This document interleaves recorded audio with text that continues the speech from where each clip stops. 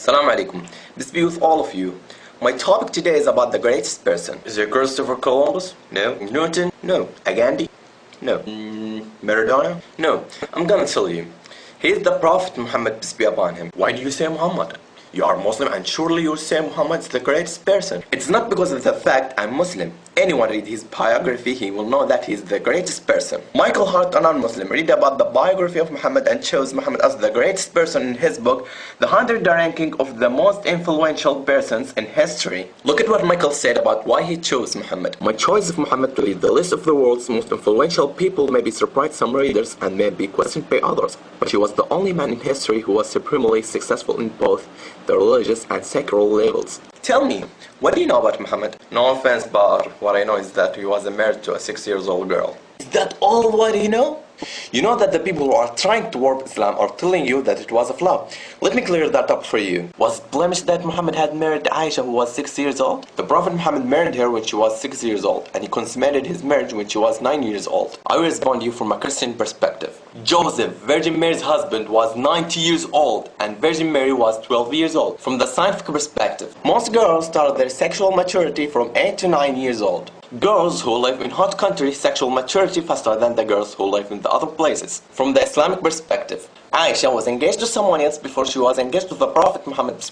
That means she was able to marry at that time. If there was a wrong or blemish, the unbeliever of Quraysh would have criticized Muhammad, because the unbeliever of Quraysh hated Muhammad. The most of you don't know truly about the Prophet Muhammad. You just heard about Muhammad from those who tried to warp Islam and Muhammad as evil subjects. Did you hear about his mercy? Look at this example of his mercy. In the day of conquest of Mecca, the day of triumph for the Muslims, the Prophet Muhammad turned to an unbeliever of Quraysh and he said, "Oh Quraysh, what do you think of treatment that I should accord you?" And they said, "Noble brother, a son of noble brother." Thus an unbeliever of Quraysh who killed his friends and tried to kill him and agonize his friends. And the Prophet Muhammad, peace be upon him, said, "No reproof against you this day. Go your way, you are free." What's a mercy?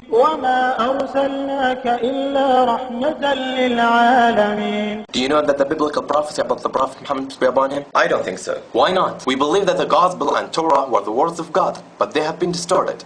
Look at what Allah said about this. الذين يتبعون الرسول النبي الأمي الذي يجدونه مكتوبا عندهم في التوراة والإنجيل.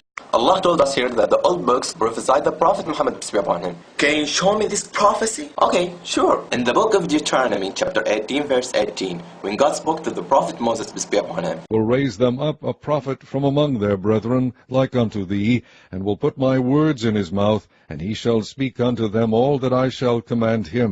To whom does this prophecy refer? Jesus. Jesus? Is Jesus like Moses? Prophet like Moses. According to you, Jesus is God, but Moses is not God. According to you, Jesus died for the sins of the world, but Moses did not die for that. According to you, Jesus went to the hell for 3 days, but Moses did not go there. So, Jesus is not like Moses. Now, we will see if Moses was like Muhammad or Jesus. Moses and Muhammad had a father and mother, but Jesus had only mother. Moses and Muhammad were born the normal natural course, but Jesus was created by a special miracle. Moses and Muhammad married and begotten children, but Jesus remained a bachelor all his life. So,